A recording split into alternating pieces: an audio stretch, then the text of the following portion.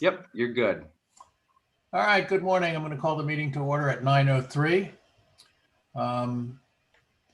For those in the audience,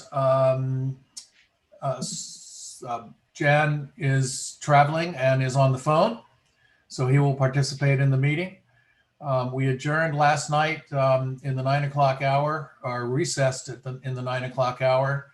So we're picking the meeting back up with old business. And the first item is the review of recommitted taxes to the new tax collector, Owen, the new old tax collector, I guess. Yeah,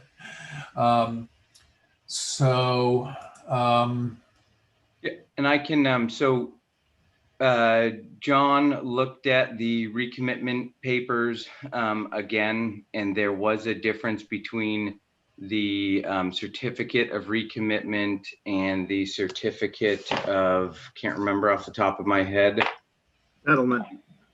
Thank you, in the settlement. And the number was off slightly, and we didn't understand why. So Chelsea, who had done the recommitment, worked with Trio and did some additional work. And I'm sorry that I don't have it directly in front of me. But what it was the outstanding personal property taxes yet to be collected. And so the numbers matched up perfectly. There was a difference, but the difference was known and understood. Okay, so that's what I concluded too. So Yep. What Chelsea presented was just property taxes, real estate property. Well, and then calculated, and then the outstanding personal property were things like equipment. Is that, because those are the two numbers that I tied the thing off with. yes. Okay.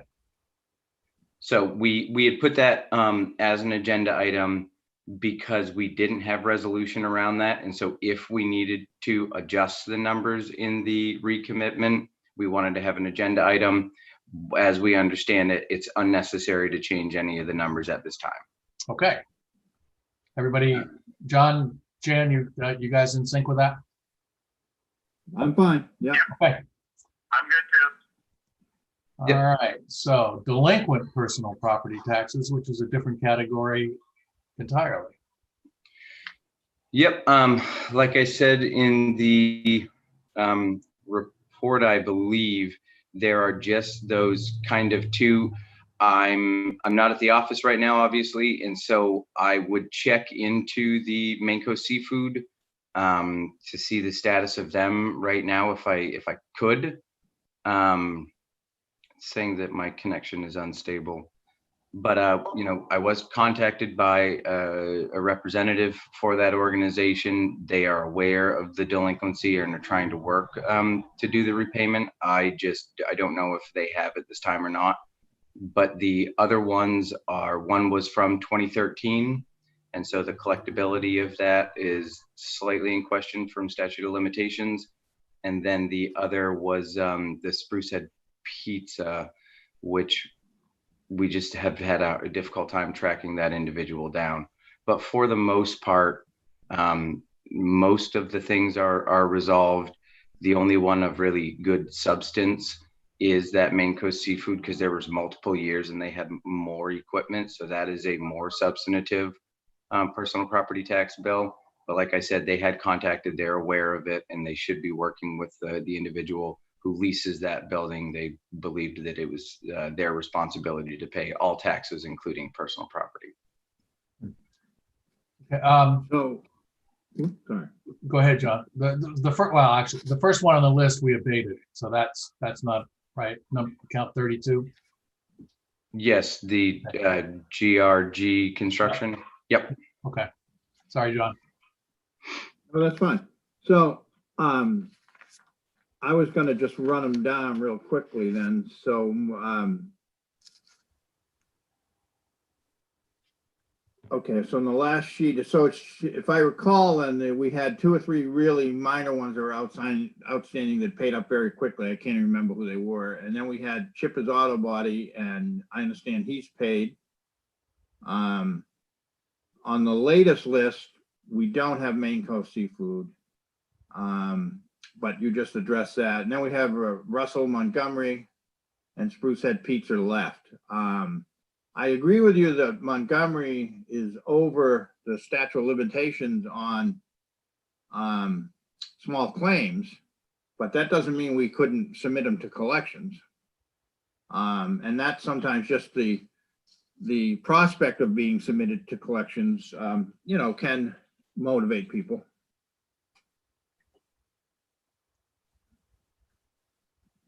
I guess I'm not willing to let these go yet.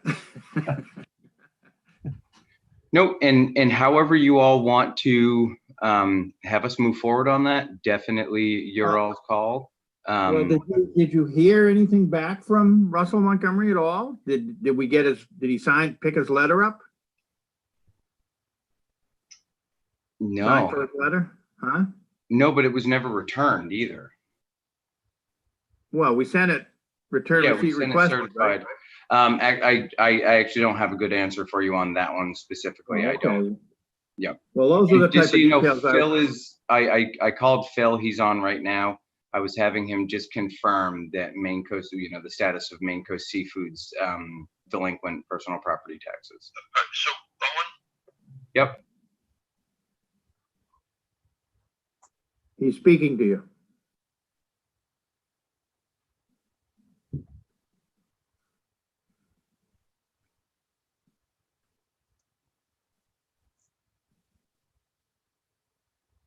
And while he does that, so let's just say that it is the two remaining ones, the Russell Montgomery and the Spruce Head Pizza. How would you like us to proceed? Do you want to go to small claims or? Well, I'd like to find out if they picked up their letters. That was one of the questions I had asked in my email. yeah, first step. Sorry, Jan, I moved your phone to get a piece of paper.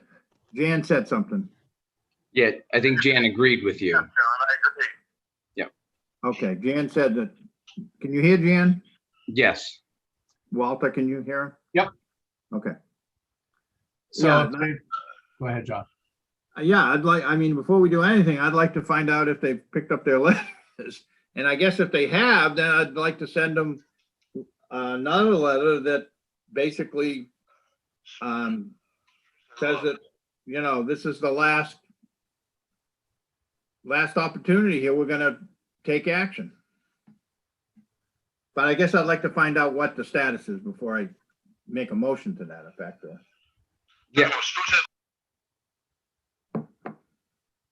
And I'll be able to give you a status update on that by the end of the day today. Spruce Head Lobster's all paid. Okay, and Spruce Head Lobster is all paid up, so it is just the Russell Montgomery and the Spruce Head Pizza. And Phil, can you just confirm that any outstanding personal property taxes are just the Russell Montgomery and Spruce Head Pizza?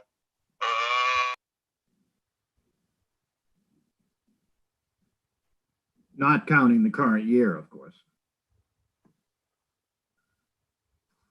Right. So Phil's going to work on that just to kind of give us the last status, but that's going to take me just a little bit to track down that certified mail and give you confirmation one way or the other. And then I think what we can do is, this has been discussed in public. We've had a lot of public interaction around it. So I think you all providing me some guidance, via email on the operational stuff won't go against any open meeting laws or anything like that. So I'll give you all an update on the status of those two before the end of the day, and it will get guidance on operational stuff from you all after that. Does that make sense? So actually, No, they go out early August. so do we go to collections first or small claims court? Well, I think Owen's right on one of them would be on the statute of limitations. So that's So I think the only option we have there is collections. The other so one, I would suggest, Owen, that if you find out that he's returned his certified letter, that the next notification be we're going to collection. If he doesn't,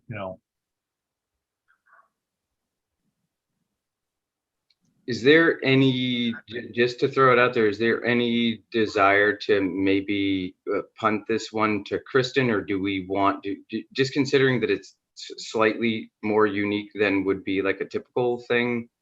Do you want me to bring in legal guidance on any of that, or how do you? It's kind of like getting to that weird, it's the last tiny little bit and it's the most difficult ones. That's why they're the last ones, and doing it proper and making sure that we're dotting the I's and crossing the T's. We can do our best, but this is something that we don't deal with often. I'd rather stumble. I mean, we'll pay Kristen more than we're gonna collect. Yeah, I was just gonna say, I don't want to spend $1,200 to collect $900. Not that, yeah.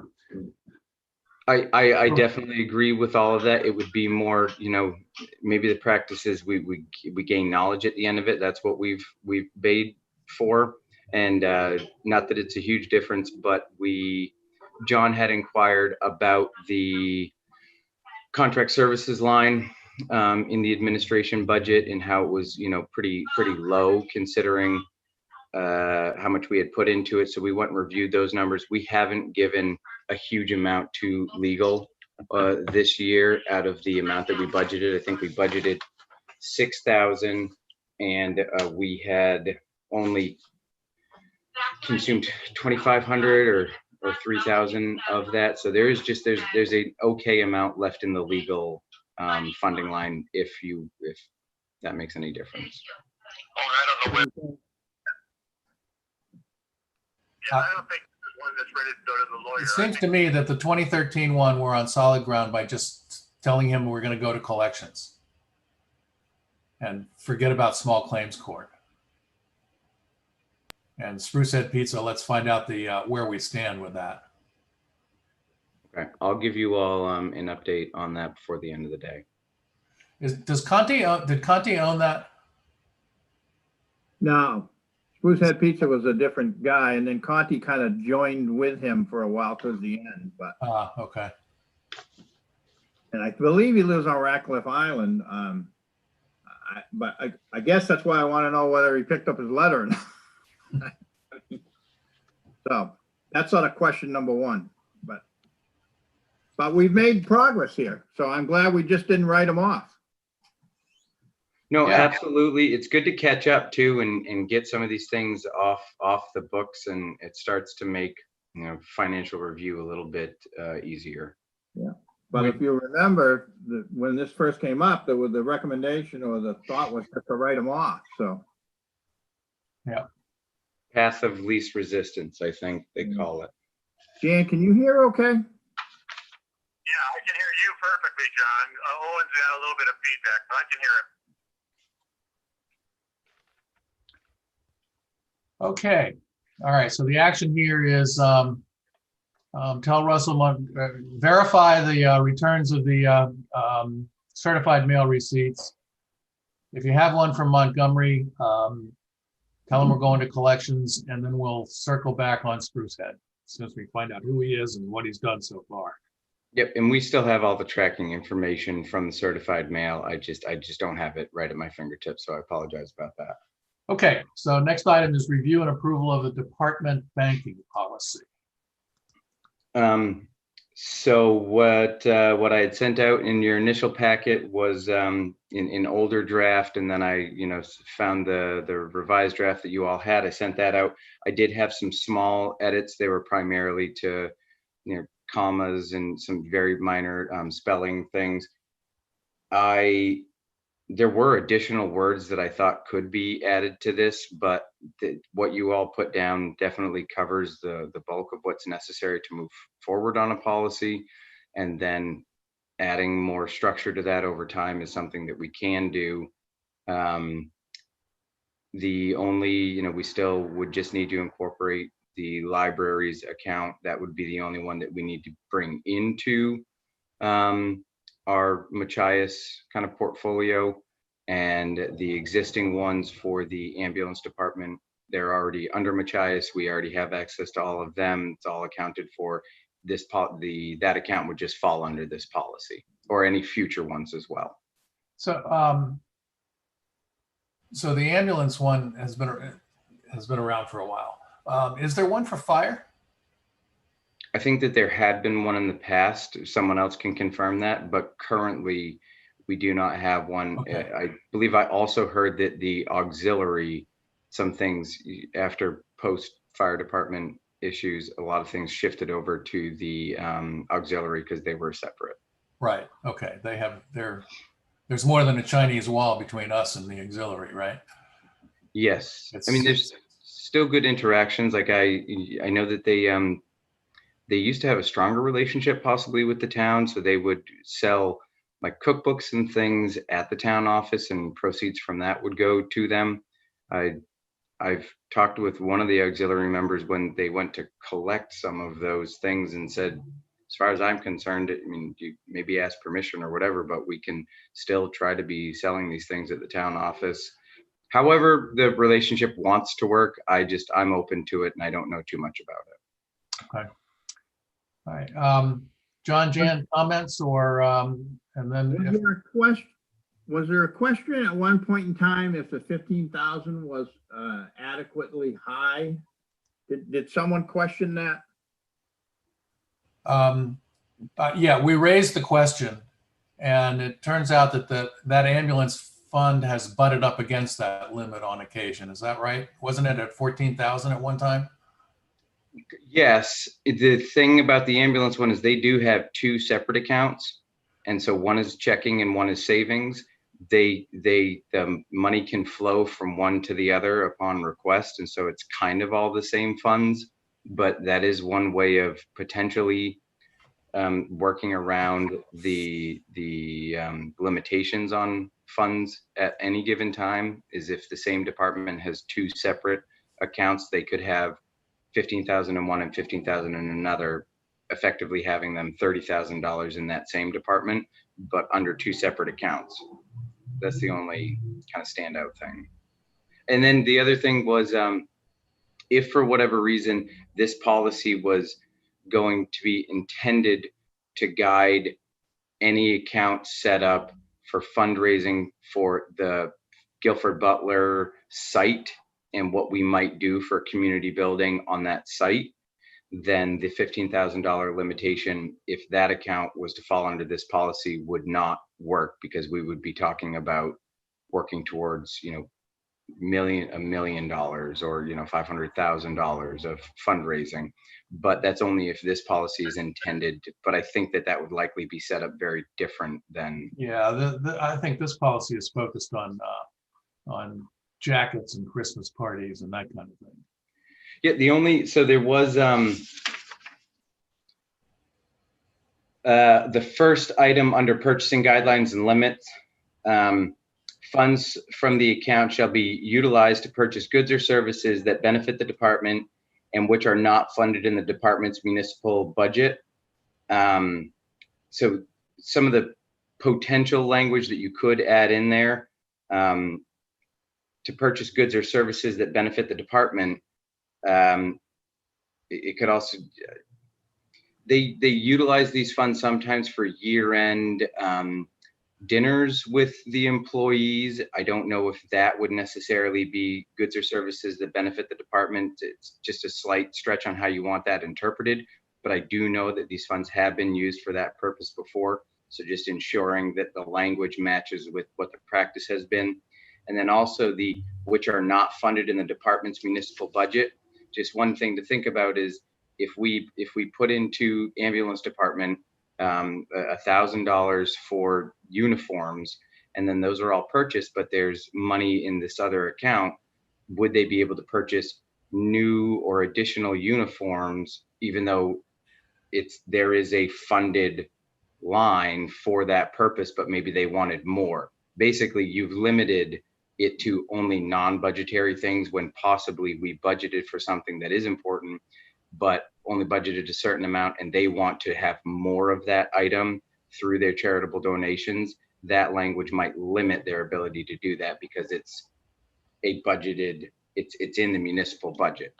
Does that make sense? Am I making sense on that? Yeah, I would think that that's something where the department head can come to us, have us break the tie Okay. without going. Yeah, I Jan, think first of all, we shouldn't expect the policy to be all encompassing. There'll Yeah. be exceptions in no cases that we can bring those to the select board. It is a select board policy. The other thought I have is when you mentioned Guilford Butler, I don't see Guilford Butler falling under this category. If we're fundraising $1 million kind of thing, that's going to be under a 501c3 or something else that's not part of the town, in my mind. And if it does become part of the town, then we're going to have to go, I think, to the town and get their approval to do this. So I would see that as kind of outside of the checkbook policy that we're trying to initiate here. And the only other thought I had on it is, having read the policy, there's a line in there where I think, I don't have it in front of me, but I want to say that anything over a certain amount was to come to the select board. Before that, it was up to the department head. I think there ought to be a category, and I thought it was between 250 to 500. I think above 500, maybe it comes to the select board, but I think that between the department head and the select board, the treasurer ought to have a limit, and I would take that up to 500 at least. 200 is the current limit. Have to wait for select board meetings for approval. If there's something they need to purchase. It currently is the 0 to 200 is at the discretion of the department head, and anything above 200 requires select board approval. That's the current draft wording. I would recommend you take that 200 to 500 and make it the approval of the treasurer. So 0 to 2 is department head, 2 to 5 requires treasurer's approval. Anything over 5 is select board. That's my recommendation. can't we just make it 0 to 5 and then over 5?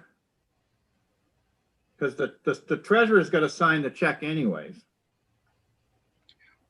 Right, but the way that it reads is they would just simply sign the check based on the decision made by the department head. I think what Jan's trying to get at is the 2 to 5 range you would need to incorporate the treasurer into that discussion and get the treasurer's approval prior to the expenditure. I just think we could keep it simpler, but I mean, if the treasurer's got a question, he's not going to sign it. Or he shouldn't, or she shouldn't. So the treasurer is going to sign each one of those checks, anything up to 500. Is that what you're saying? No, I think the policy says the treasurer has to sign them all, doesn't it? I thought I read that. No, it says the treasurer is a signatory on it. Oh, I'm sorry. Okay, I read that wrong. Okay, I read that wrong. But I have no problem with the simple 200 and 500. I mean, I think creating 3 layers here is just overcomplicating this. So you would recommend that the department head have the authority up to 500, and then it comes to the select board? I'm not recommending it. I'm just saying I'm fine with that. The idea of creating a 3rd layer in here just seems to me to overcomplicate it, but. Well, right now the policy says anything over 200 comes to the select board. I know, and I would be fine with, for purposes of this checking account policy, not for our general purchasing policy. I'm not talking about that. I would be fine with upping it to 5. Or the department head's signature. Yeah, and then anything over 5, they got to come to the select board, Okay, I'm okay with that too. just to keep it simple. Yep, and I'll make those changes. Anything over 200 had to come to the select board. I thought that was too low. Yeah, I agree with you. Yep. All right, so I've made those changes and I'll amend that and send it out to you all below the. Hang on, I got a couple comments. I was fine with it until you mentioned the ambulance has 2 accounts and they could use that to get around this policy. I'm not in favor of that at all.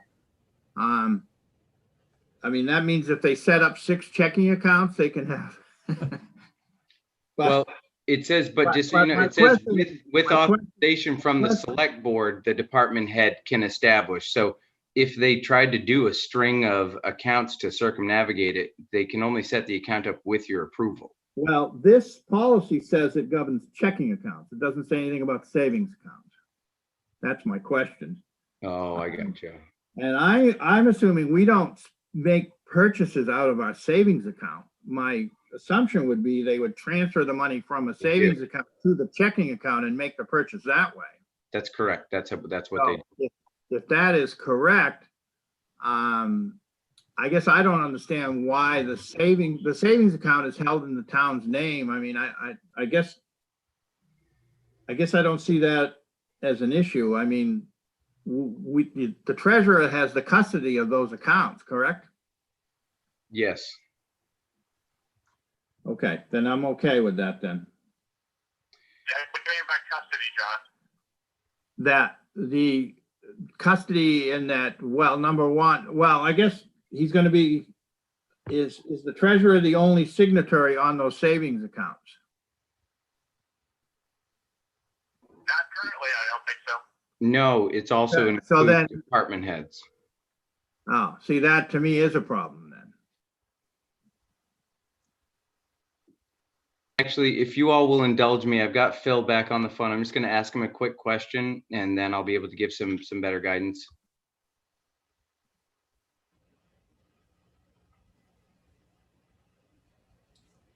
And actually, so you guys can hear my question. So the ambulance department has both a checking and a savings account for, charitable givings or fundraising, and they can only really expend at will, at their discretion, from the checking account.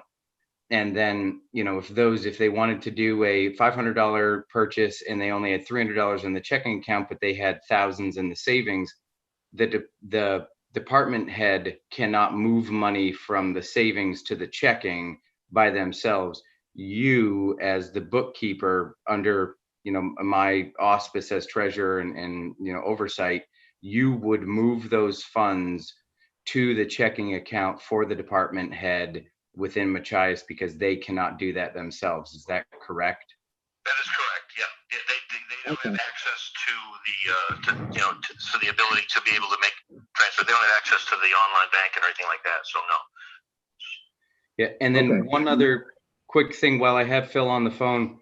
One of the lines says copies of all bank statements and invoices paid with funds from this shall be submitted monthly to the town treasurer for retention. That's all great, except that the bank statements already get submitted to us, automatically. So the reference to bank statements is unnecessary. Not bad to keep it in there, but the department head are not shall be submitted. Yeah, it's going to be submitted, but it's going to be submitted by the bank. So, I mean, it's fine to have it in there, but I just wanted to let you know, department heads won't necessarily be submitting bank statements. It's automatic. The bank just does it for all of our accounts. We get monthly statements. But that's not the way it currently works with the library. That's because their monies are held in a separate financial institution of which we don't have authority to ask for information. And that's the whole kind of like point of this, is we would move libraries into ours and then we would start getting statements from them monthly. Okay, so perhaps that should simply read then, strike copies of, and just say all bank statements and invoices paid shall be submitted. Doesn't matter who submits them, whether it's the bank. If it's an invoice, it could be the department head. Yep. And it might, I mean, one scenario would be that, our office and by way of the treasurer is the one, purchasing the item. And Hang so, on a minute, I lost Jan. Why don't you give me that number, Owen? all right. And just so you know, it's a little bit of a, Hello? Yeah, John, Yeah, I don't know why. I'm gonna grab that. Do you want to dial in on the Zoom number? That might work better. I can try that. I gotta get it from Owen. okay, Oh. you know what, Phil, thank you very much. I appreciate it. You're good. Okay, yep, fine. All right, I will, I'll text Jan the information and then he can do it directly from his phone. Drive safely now, Jan. Yeah, you're gonna have to pass it to me, John. You're the clearance one. Okay. I think Owen said he was gonna text it to you, but that's probably not very Oh, does he? Okay, I can just walk him through it. He wants you to give me the number and I give him the number because he can hear me the best. Okay. So I believe the number he needs to call is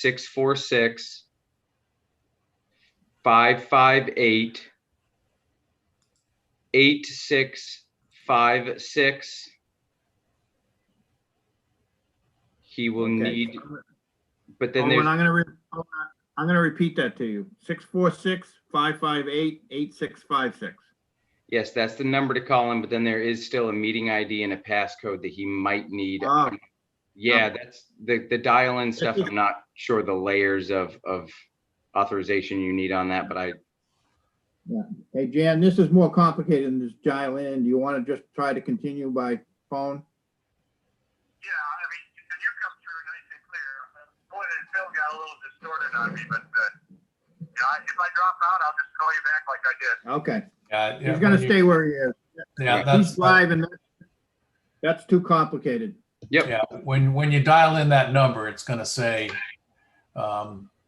welcome to Zoom, what's your passcode, what's your meeting ID, just like a conference call, so. We don't want him to wreck the car. Or himself. So All right, based let's, on the information, based on the Right. information we just got from Phil, I'm fine with the changes that we've talked about. Okay, so we're upping the limit to 500. And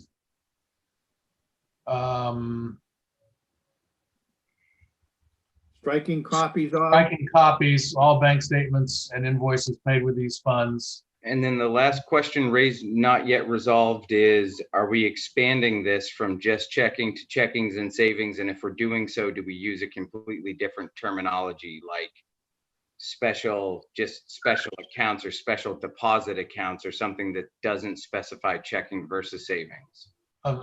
Yes, how about say special town banking accounts, and strike checking in all the places that it exists. And put banking. and the maximum balance maintained in a department's accounts, something that shall not exceed 15,000. Because I think that, if you have I don't understand why they have a savings and a checking account anyway. Well, I thought we kind of put that to bed by this would only govern checking accounts and they can't spend money out of their savings account. They have to get it transferred by the town office staff. You're right. Okay. You're right. This would just govern the use of those checking accounts. And if Penny, say, for example, had, say, her fundraising got her up over 15,000, then there could be a savings account set up and that money could be set up the similar way it is with the ambulance. And But by the anyways. by, because it's all falls under our umbrella at that point, these are monies that will be audited. It'll be very Yeah. transparent. Yeah. If a savings account is getting to this very large dollar amount, it will be known by the treasurer, it'll be known by the auditor, it'll be known by the select board. We can address it at that time. So you're saying then that this policy should still just describe checking accounts because you are going to allow for savings accounts to be kind of separate because money cannot flow without treasurer's approval? Well, that's my opinion. I mean, I to be agree honest, with that. I don't Okay even with know that. why we need the separate savings account, but I'm fine with that because probably people want to keep them segregated. But we certainly could segregate them by accounting. I'm not suggesting that, but. Yeah. And I The, think the purpose here is to put some controls around the spending, not the acquisition and storage, if you will, of the money.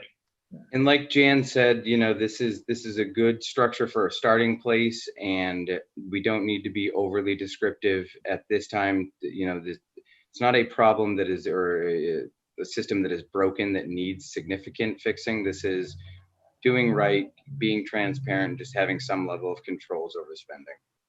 Okay, Right. so are we going to vote or are we going to wait until we have hard copy of the amendments? You might want to see clean copies. This isn't something that is pressing right at this time. Again, Right. nothing's broken for us to fix, and so you can approve this, at your next meeting. Okay, which is the 27th, so put it on the agenda. Yep. All right. Streetlights. So theoretically, in 20 minutes, I have a scheduled training. I did let them know last night how the meeting went and that I might not be able to be there.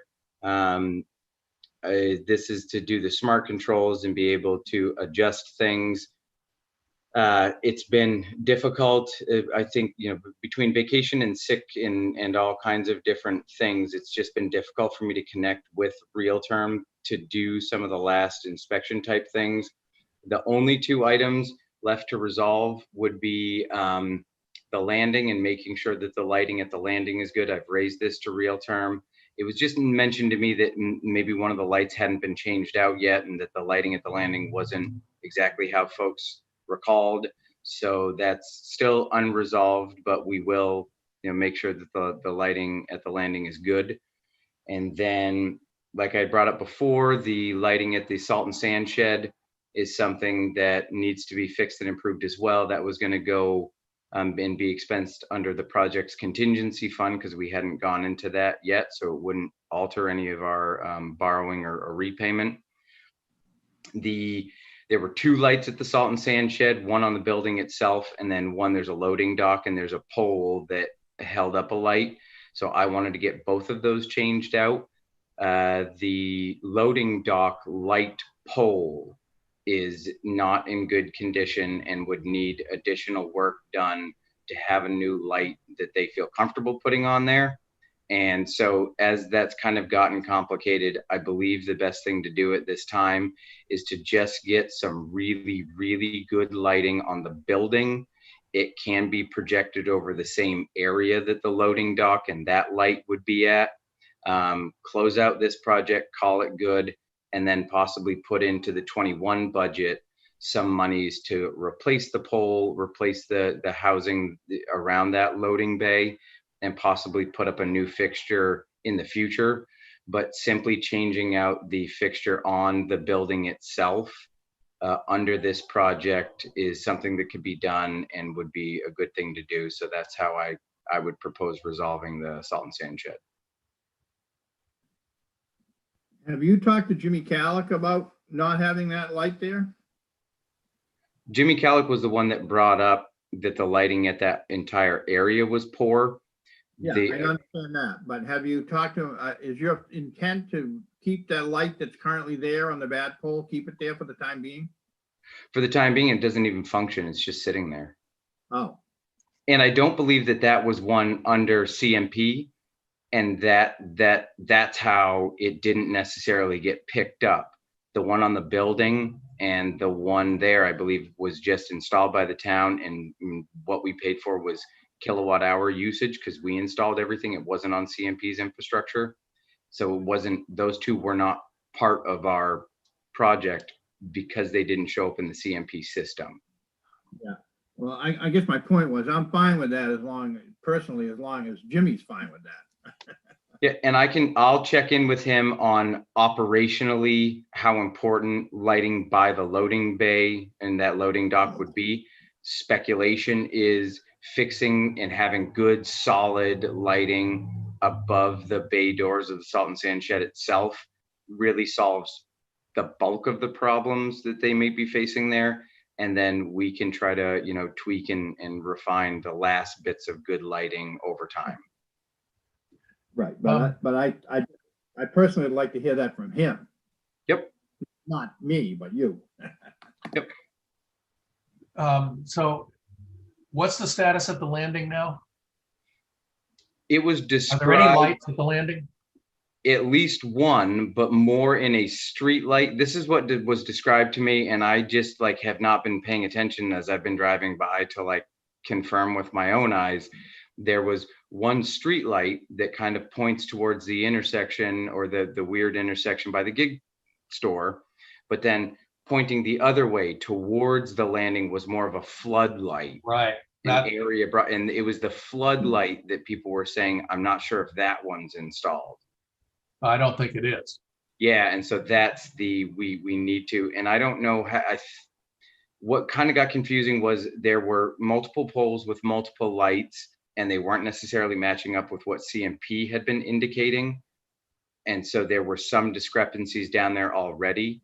And my guidance to them had always been, you change out the existing lights to be energy efficient, but provide the same lighting. And where there was oddities around which pole held which light, it might have just gotten overlooked, or maybe they were waiting for a floodlight, or I'm not entirely sure. But I think the takeaway is we are aware of it, and we will not close this project until we are confident that the lighting at the landing area is good. Okay. But it's So been a was lot that of, one, so that, wasn't that floodlight a recent addition? And the question is, did it show up in the inventory? right.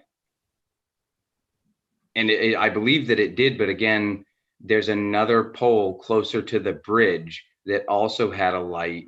And at one point, CMP was indicating that there were 3 lights on the same pole. And I think what had happened was they had confused, and they had taken the 2 lights on one pole and the 1 light on a separate pole and put them all to one pole. And when we said there are not 3 lights on this pole, they said that's correct. And it might have gotten cut. And then when Realterm goes to replace it, the light got cut. And so they got confused, but it's all going to get sorted out. I'm not concerned about it. It's really just, there's been a lot of email and phone tag between me and Realterm to just finalize those last 2 bits, the salt and sand shed and the landing. All right. So when the landing is done, we can celebrate in the end zone. Yep. All right. So no action required by us. Maintenance priorities? Oh, just one last thing on that. So I'm going to get trained up on the smart controls. Whenever the new administrator comes on board, I will do my absolute best of getting the information across to them. Here's the good news. Just a reminder, we've done this project very much as a collaborative with surrounding municipalities. And so in the event that the new administrator gets confused about something because they didn't do the training themselves and did it by way of me, they're, Thomaston, Rockland, Rockport, Camden, Warren, Union, all of these other towns are doing it, and they will have staff that's been trained up on it as well. We have good relationships with a lot of those towns. So if things get confusing, there are many folks locally that would be happy, I think, to provide additional knowledge. Great. Yep. Good. Yeah, this is Jan. I couldn't hear all of that, but and one of the things I'd recommend is that in addition to your training and being able to turn it over to the administrator, I'm not sure this is an administrator question, but I would recommend that Phil or somebody else in the office receive that training as well. It's a very, once we set up the system, I don't think there's going to be regularly somebody playing with it. So we should have some depth in the training. I agree. And what I'll also do is, yep, I'll record the training and have that as well. So it should be reviewable. I think it's like a roughly an hour-long training session. We'll make sure that all of that gets recorded as well. I noticed with some interest this last week's paper that Thomaston had an article in there that talked specifically about how they had set up their lighting, as far as when it was coming on, when it was dimming, and so on. I don't know if anybody else read that, but I thought that was interesting. Well, I think Penny made some sort of reference to it last night. I thought it was interesting. The lights were on at 9 o'clock in the morning. That's one of the things that the smart controls and the sensors on the lights themselves will help us with, is maybe they're just in default mode and it's on a timer instead of being sensitive to what the light conditions through nature actually are right now. But all of that stuff, I'll be able to provide better information, at our next meeting, because I'll have done the training. Okay. Thanks. All right. Last item, maintenance priorities. This is something that is still primarily for the upcoming budget season, and really just trying to catalog everything that we think needs improvement within the town, and then making sure that everyone's aware of these requested improvements. And then the budget committee, select board, and everyone goes through the process of prioritizing and figuring out which ones we want to do. It's still kind of a general outstanding question to all department heads as they run across things to propose them for the upcoming budget.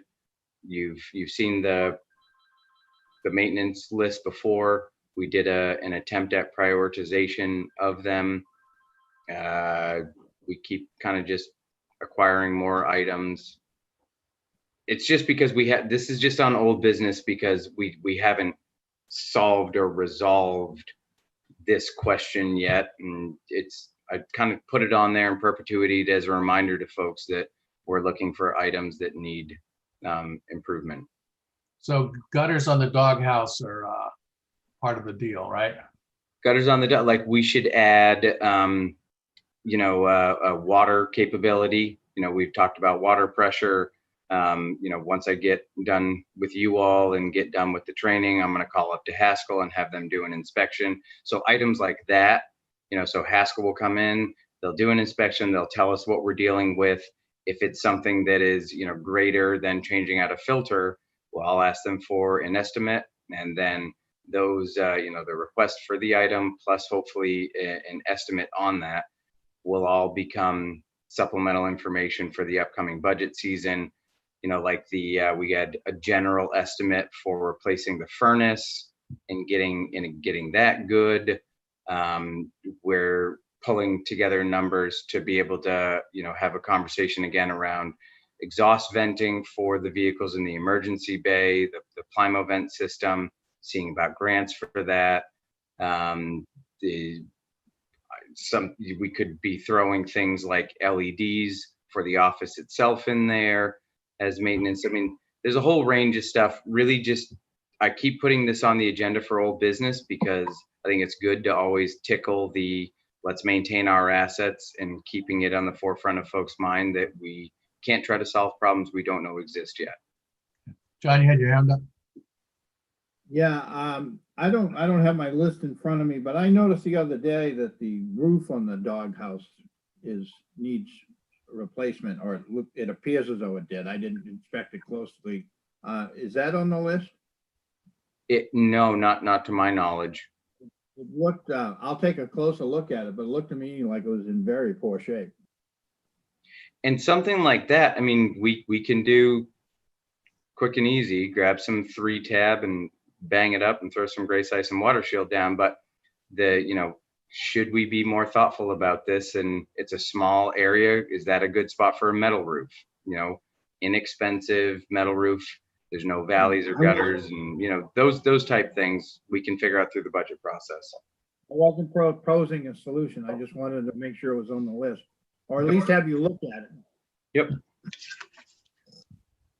Okay. I couldn't get everything that Owen said, but what I'd like Owen or to see is a list from each department head of their maintenance priorities in their priority order, including you. If you're going to do the administration building, and then we'll, the select board will look at them and we'll have to rack and stack them as far as the overall town priorities. And at that time, we can look at individual projects and see if any of them will be eligible for grants or other funding outside of taxpayer dollars. So that's what I would hope to see. What has been provided to you all in your packets previously, Jan, did incorporate requests from department heads and was prioritized based on input from department heads. But that I will say that was primarily from the fire department. I haven't gotten much feedback from other department heads, but did work closely with the chief on understanding in the emergency bay things that they wanted to see changed. And all of that was incorporated in the maintenance priorities list that you got already. I'm just writing a note about that. Sorry. Okay, let's move on to department head reports. Hey, Walter? Yep, Walter? yep, Um, sorry. we did not, to my mind, we really didn't finish the second item under G, and then we skipped H and I. Back up under old business, new business. Oh, yeah, okay. Yeah, you're right.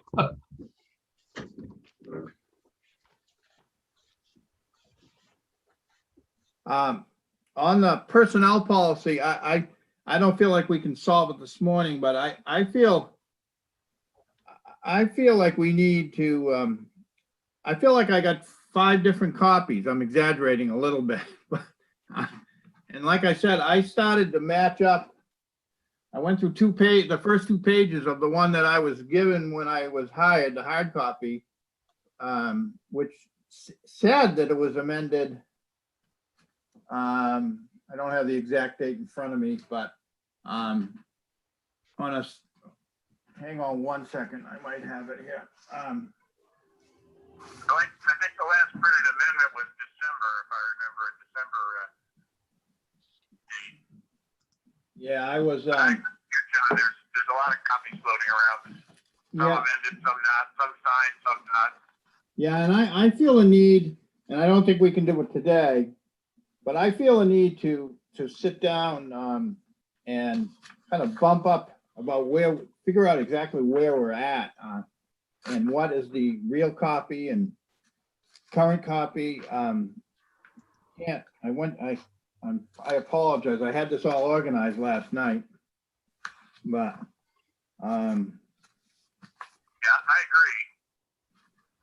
so for example, yeah, I can't put my hands on it right at the moment, and I don't want to delay this meeting longer. No, I'm not going to be able to do it because now I'm trying to do it quickly. But just in the first 2 pages, there were several items that didn't match in those 2 versions, and yet it said the last time it was amended was back in 2016. So I'll be honest with you, I'm confused. And I feel like we might need to sit maybe in a meeting where we get similar to we did the minutes, where we just sort of hash this out. Maybe we could do a workshop, a personnel policy workshop, and then allow us to sit down and just work through it. No decisions necessarily, just find out where we're at ground zero. Did everybody hear Jan?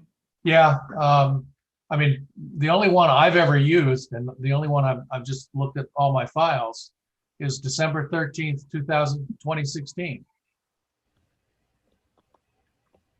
Yeah, but I was given one that was dated 2006. Thank you. That's when it was 2016 hard copy.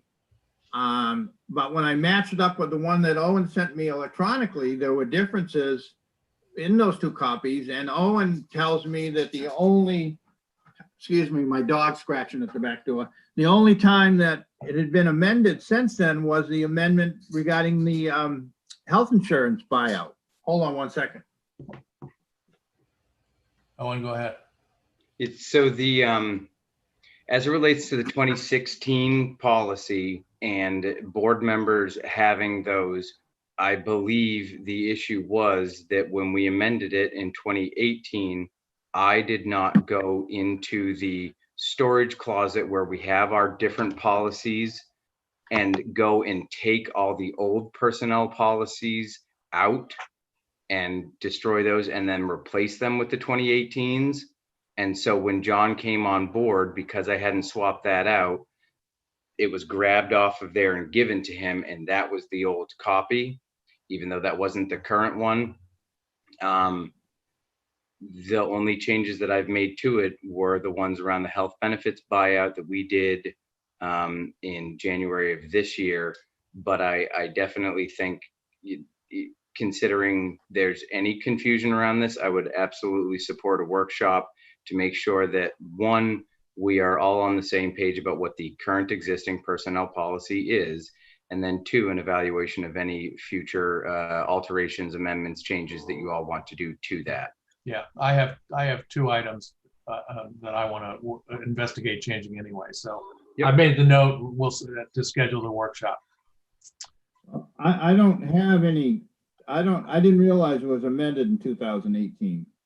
No, and it wasn't. Remember, because it was February 18th of 2020, and I think, remember, we had talked about this before. All of us were getting confused around that. I thought you were changing your mind, and that was my fault for part of the confusion. But again, yeah, this is important because I assume what we're handing out to new employees is the policy on the shelf in the back room. Or at least I hope we are handing out policies to new employees still. Amy's nodding her head. Welcome, But Amy. if we're handing them the wrong policy, that's a problem. Okay. All right.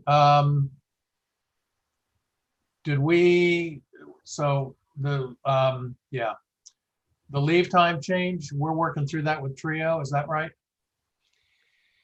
Yes. So, I mean, I provided in your packets the email correspondence, so a review of what the law change was, and then communication between Phil and Harris Local Government / Trio. It's not something that we can change ourselves. It has to be changed through their software, and unknown at this time is whether we need to make any policy changes to reflect that law, or if it's just built in now. That's the only thing that I'm not really entirely sure on. Well, So- so it's effective on January 1st. And everything in our processing will reflect that, as long as Trio has done it. So everything that we do will incorporate that operationally. I just don't know if we need to make new references to it in our personnel policy. Well, so I only glossed over the MMA briefing on this. Who's affected? Who benefits from this? As I read it, basically everyone, Yeah. almost. That's how I read it. Every employee, whether you work 2 hours a year or, Okay. And I mean, so we like That's why the I- full-time employee threshold, we do, like, we're really low at full-time employees. Right. But it doesn't specify, it says per diems, all kinds of different stuff, and it basically hits everyone other than like contract service type people. Okay. So we Yeah. need to communicate that this is new and good to all these employees. but it's gonna have budget impacts. And also, ironically, the people that are affected the least are the people that we already give leave time to. In other words, the 3 people in the office, because they're probably already over the minimum thresholds. But I think there's no question we need to amend our personnel policy to accommodate this, because it's in direct contract with the directly contrary to the new law in several areas. I don't think there's any question about it. I don't think we're prepared to do that.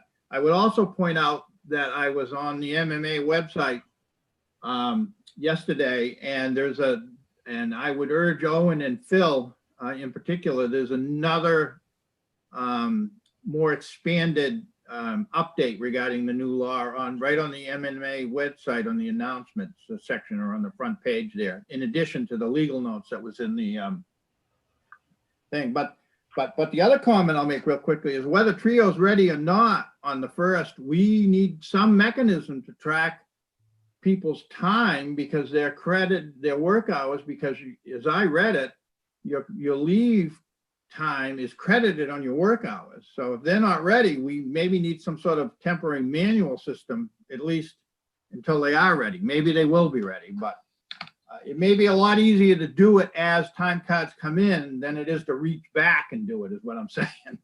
Right. So, and I'm sure other towns are up against this too. Yeah, Local I mean, towns. worst case scenario, we do track all of the raw data necessary to be able to figure out what those folks have accrued. Going retroactively is something we can do. I mean, it might be a bit of a headache, but that is one of those, only if Trio was not able to do it, But if for some reason there's a delay, all the raw data to ensure that we give the new benefits per statute to the employees will be able to be figured out. Yeah, but my point is, it might be easy, if Trio's not ready, it might be easier to put them on some sort of spreadsheet or something as you're doing the payroll, rather than to have to dig the old records back out Right. and. Yeah, yeah, I agree. I think it's do it as it happens. Don't wait to have to go backtrack. Yep, and I'll check in with some other towns like you all referenced. We're not the only town. Every municipality is dealing with this. So I'll check in with some of them and see if they have any additional thoughts or best practices or what they're doing to prep for it. Yeah. Okay. All right. So on Thursday, the transfer station board is going to I approve. lost Ian. Oh, Hang on. He'll probably call right back. okay. While I'm waiting, Owen, would you retrieve the transfer station renovation plan and put it back up on the cork board? Oh yeah, I sent you the late notice about the stickers. Is that right? Did you see that? I did, and I am happy to generate and grab information and post it on the website and try to have better information about the transfer station on the website. We've gone minimal, and I will say that I am not tracking everything that the transfer station does. And so upon request or information, or once I'm informed that you all want me to change something, I will do that. I have not been overly proactive about that. And I apologize if that created a knowledge deficiency within the citizenry. So, information. Give me information and I'll put it on the website for sure. So hold off on the one that I sent you until I've actually taken a good look at it. What happened was, I don't want to go into onerous detail on this, but last year, I was the person that did the communiques. This year, I wasn't around at those meetings because we were running our meetings in conflict. So what happened was the communiques that should have been put on our website were never produced until you saw Gordon Page's one that was put on the Owl's Head website this week. So we're putting toothpaste back in the tube, and it caused at least one unhappy resident. Meanwhile, so the transfer station is going to approve a $400,000 borrowing on Thursday to close the gap between the $576,000 that are in the reserves from the PERC money and the $900 and some thousand bid that we have for the construction. What I'm working on trying to organize is the board thought that it needed town authorization to do that borrowing, but it doesn't. The interlocal agreement authorizes the board to borrow up to $400,000 or to incur $400,000 of principal indebtedness. Be that as it may. So when we thought that town approval was going to be necessary, we were going to do a reprise of the 3 select boards in session meeting and broadcast it to anybody in the 3 towns that wanted to participate. That got pushed aside, but I think that it's going to resurface tomorrow or Thursday. Yeah, tomorrow, because I'm deathly afraid of one of these. Nobody ever told me that, because what's going to happen when we do this borrowing is that the 3 towns' assessments are going to increase by just for the borrowing by $22,200 a year. That's the combined. So we'll pay our share of that. And that's going to last for 20 years. So that's going to be a surprise. And oh, by the way, the normal assessment's going to go up this year more than it has in the last 2 years. So I've got to put together a communication plan that my colleagues all buy into, that we lay this plan out, tell them what we're doing, we've already done that several times, but it wasn't widely grasped by the population. So more to follow on that, but sooner rather than later.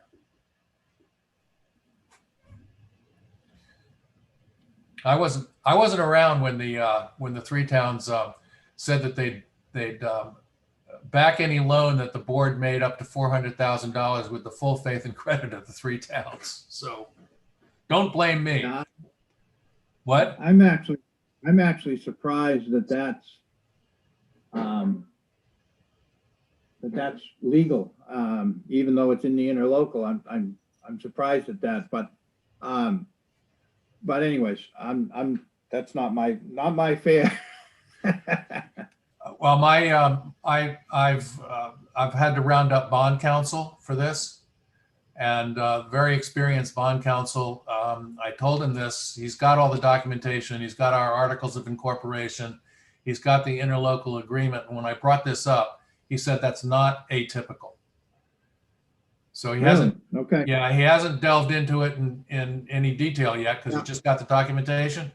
But he told me that conceptually, he's seen that before.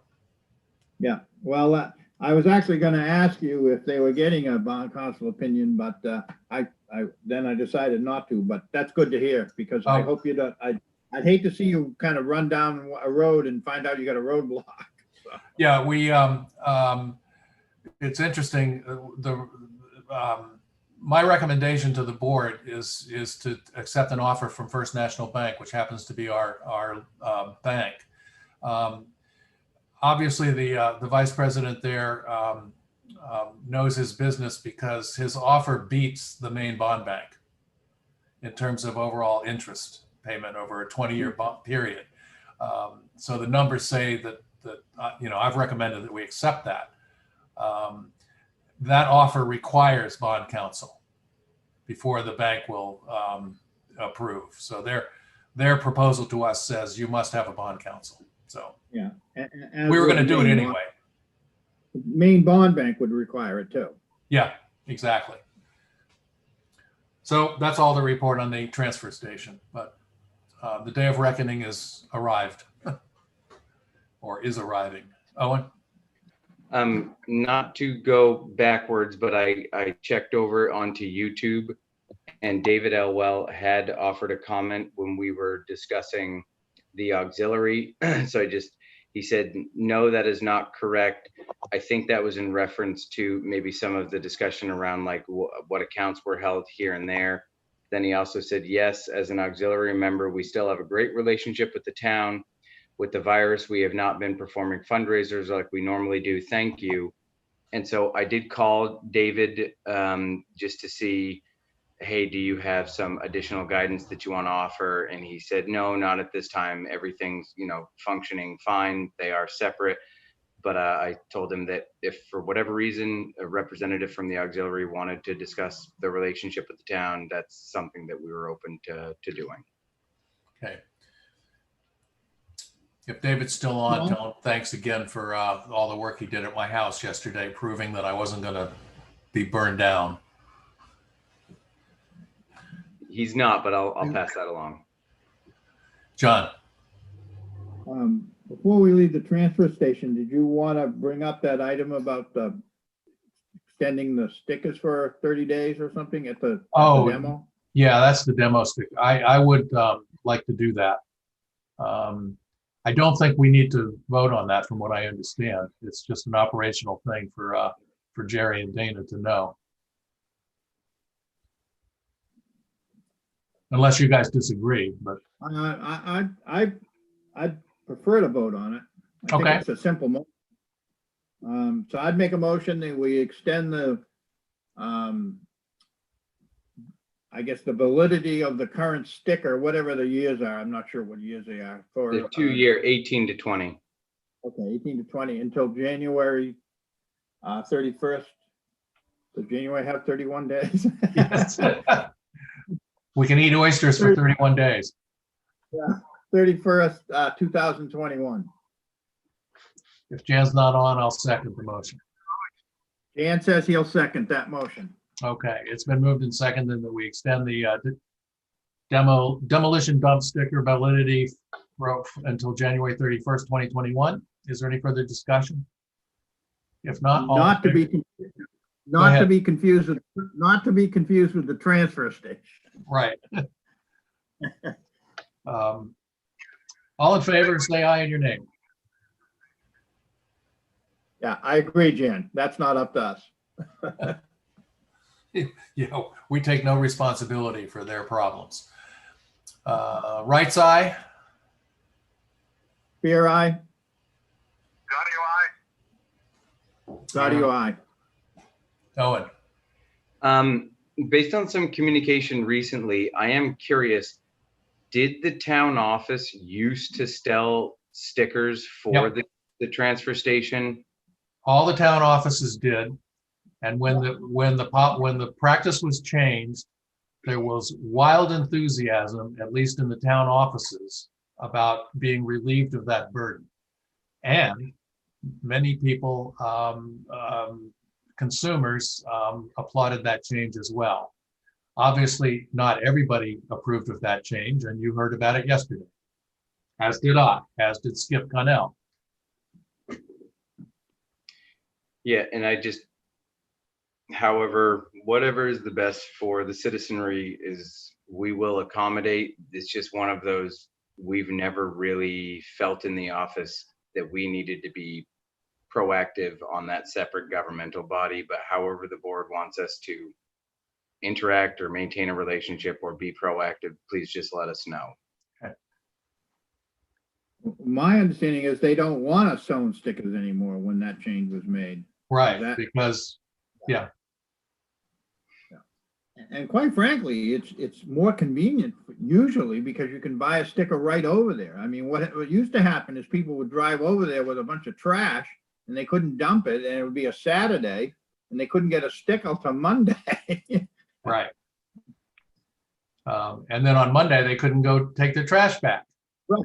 Because So they'd have the remnants of a lobster bake in their truck for 3 days or something. yeah, and the, I'll offer is that, Walter, this is something, I don't have huge experience in transfer stations, but stickers and sticker policy is just like, it's a no-win situation. It's trying to do the right thing. It's trying to have controls, and it's trying to be like flexible, but like, I haven't come across a system that is like good for the consumer, good for the organization, and makes sense across the board. So I think it's a relatively unsolvable problem that we all try to solve, and it creates a lot of headaches. yeah, well, we went through a lot of pain in 2018 or 2019. Worked through a lot of issues. Things seem to settle down, and now it's starting back up again because we're selling new stickers. But the upset this time has been at a much lower level than it was last time. But I can, I don't want to go into this any further, but I can give you the 20 names of the people that will complain the most. Let's put it that way. And some of their issues are real. We haven't solved them all. Anyhow, all right. Item J we covered last night, so we're on to department head reports. For me on my end, I mean, basically everything that I put in my report are items that we discussed already. Are there any kind of operational items that you have from me? And if not, then Amy and can go over her report or. Yep. Okay, Amy, you got your hand up. Thanks for joining. I just have an added thing. It's about the vaccines that are coming our way. Everything else is in my report except for our services for EMS will be one of the first ones to get the vaccinations. We're in the first tier. So I just sent all of our EMS providers in to be able to schedule for their vaccinations within the next week or so. So we are first tier healthcare provider. So all three services will be put in. Rockland Fire is going to be doing some injections starting, it looks like hopefully next week or the week after. So other than that, the next phase would be phase 2, 1B, and that will be firefighters and essential workers. So we have put in to be part of the CP program. So when we get to the 3rd tier, we can go to people's houses and give vaccinations for St. George, South Thomaston. So I just Wow. want to let you guys know that I am putting in for that so that we can be able to do that for people so they don't have to go out to get their vaccinations. So, Wow, excellent. okay, that I just wanted to update you on that. Thanks. Owen? Can I ask a question on that, Amy? It's more out of curiosity than anything else. I have heard that just like with most vaccinations, you know, a flu shot, you can be kind of ill for a day. Certain people will be ill for the day. Certain people, it's just on the injection site. So I guess the question is, you know, obviously I'm in no place to question the validity of the vaccine itself, but have there been discussions about staggering when folks actually get the vaccine? Because if there is reactions to it, and we do everyone, does that mean that you might So- be limited in who can actually fill in because you have ill people? Yes, good question. So hold on just 1 second, I'll answer. I think And I that's- feel bad asking an operational question about that, but it's a curiosity thing. I don't know how this vaccine like affects the people, but I've heard that it can be substantive in its effect. Yeah, so we're getting the Moderna one. So there are side effects to all of them. The Moderna one is one that's refrigerated and not the freezer one. So that's why that's the one being sent our way. There's a little less side effects is what we're seeing, but we're still in the phase of, you know, what everybody sees, trial phase. We have certain data, but not all data. So yeah, Owen, people have side effects and we will be staggering. So like, we're not all going to get the shot at the same week. So that if people do have those side effects, it will be, hopefully they're better before the next group goes. So I'm not going to be sending all of South Thomaston at once, all of St. George at once for people. So that we can, if we need to, bless you, we can overlap and help out if needed. And same with Rockland, they'll do a shift. And if they need help, we've had a chiefs meeting I've put together, and we're all hopefully gonna help each other out as needed.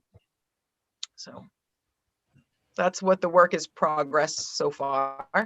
And as soon as I know more, I'll shoot an email out and keep everybody updated. Thank Okay, you. thanks. Anything else on department head reports? Owen, John? Yeah, I seem to be missing several. I We're don't. missing I Mo. don't think- Yeah, I don't Sorry. think I have one from Mo. And do we usually get one from the ACO? We haven't been getting a ton from the ACO. If there is activity, I'll just say that it, you know, typically what I had seen was a year-end report out of all activity. I can request that, or you all can request that. I'm not as worried about that one. I do look forward to reviewing the CEO report. I think that's particularly where she's working remotely. I think that's even more important. Yeah, I'll ping her today because I have 2 items that I'd like her to follow up on. So, and early on, she was off on a writing good reports, and haven't seen one of those outstanding ones since September, although she did one in October. So I'll ping her today. Okay, thank you.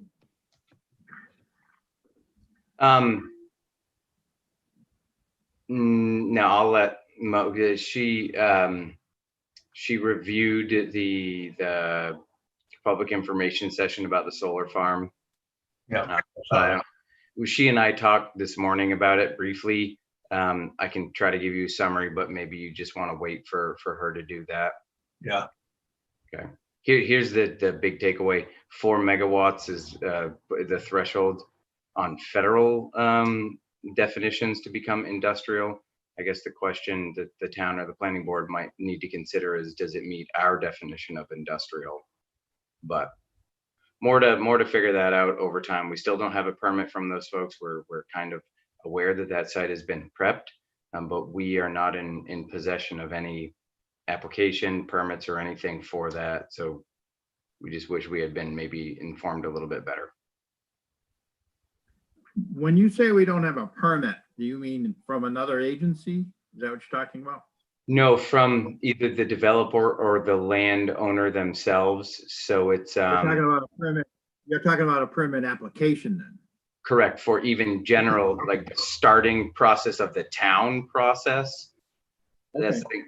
They got a permit for timber harvest to prep the site. That's how we became aware of it. They were going to do and have done substantive timber harvest. And what we understood was that timber harvest was to prepare the site for solar development. That was like kind of generally discussed, but we've not received anything that says we intend to or want to start the process of getting this approved. You used the word permit and really what you meant was an application, but I'm all set. Okay. Are there, if I come by either today or tomorrow, actually, I won't do it today. Do you want me to, are there warrants to sign?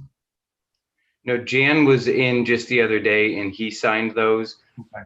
But there are, the document for our auditor that you need to sign. But I likely won't be going back into the office today and would just close out my day working from home. So if you wanted to hold off until tomorrow, that would allow for me to get that document to you. So maybe we'll just try to connect at some point tomorrow. In the midst of the 6 inches of snow that we're gonna get? I got a truck. I'll drive it to you. All right, well, we'll work that out. Okay. We have to sign the commitment too. The tax-free commitment. Yes.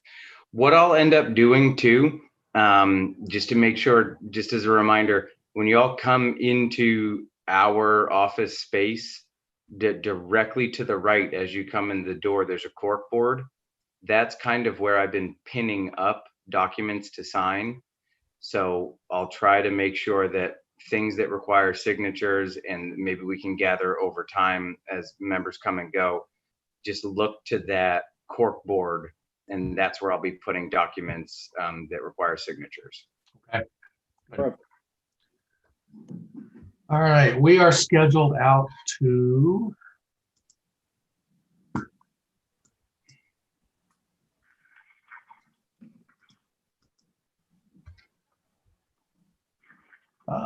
we have nothing in February that I'm aware of. I mean, that's when we start our, do you want to schedule the first round of department head budget conversations? Building on Sure. the timeline that we looked over last night? Yes, I agree. So the 9th and the, the 9th and the 23rd are the second Tuesdays. Second and fourth. Yes. John will be remote, I do believe. Yeah. So let's do this, those 2 Tuesdays. And Those are for your regular meetings. yeah, but we'll do the budget meetings. Can we do the, we've typically done those during the day. Yeah, and I would just, just again, a reminder, we pushed this whole process back, the budgetary process. I would just recommend that getting onto it sooner rather than later, considering it's a very different year. So if there was availability first week in February, getting started sooner is definitely not a bad idea. All right, so let's, in the first week of February, let's try to do admin, fire, and ambulance. Ambulance.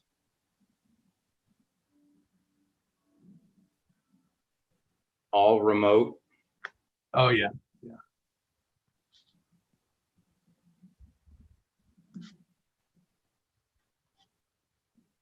you say- And one of the Did you things, say a date?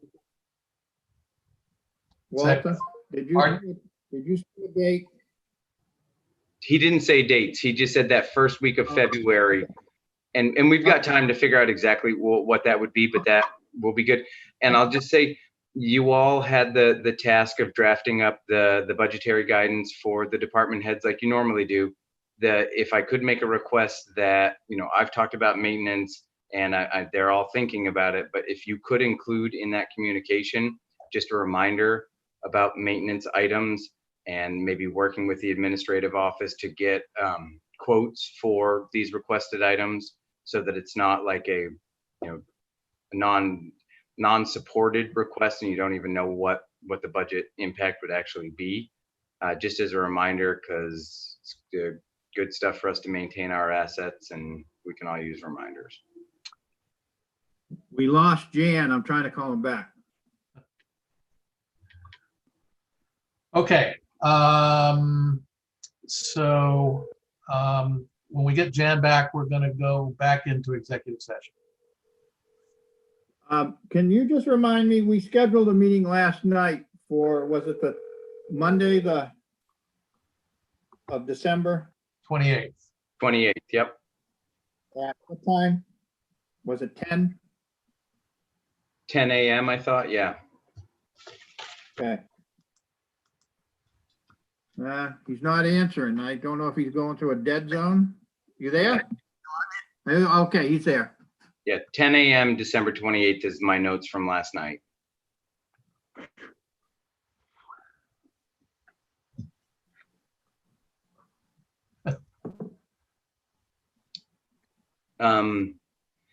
Amy, if there's nothing else that you need, they will be going into executive session shortly. So if you wanted to log off the meeting, that would be great. I think she just did. Thank Yep, you. Thanks, Amy. Thank you. Hey, Amy, have a great Christmas. Yeah. You guys too. Stay safe. No more fires, Walter. Or even optical illusion fires. Exactly.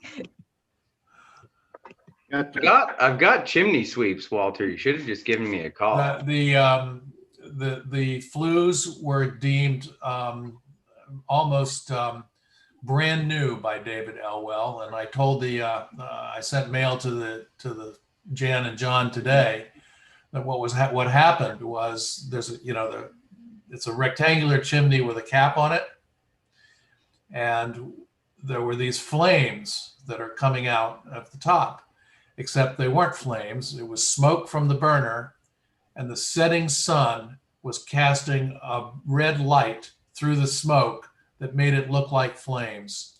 And it's a phenomenon that they've seen before. So they didn't ridicule me too much for calling out 2 fire departments because the Thomaston ladder guys were the ones that went up on the roof and looked down while David was in the basement looking up. So. Would you like a motion to enter executive Yep, session? please. Okay, I move that we enter an executive session in accordance with Title I, Section 405(6)(a) to discuss a personnel matter.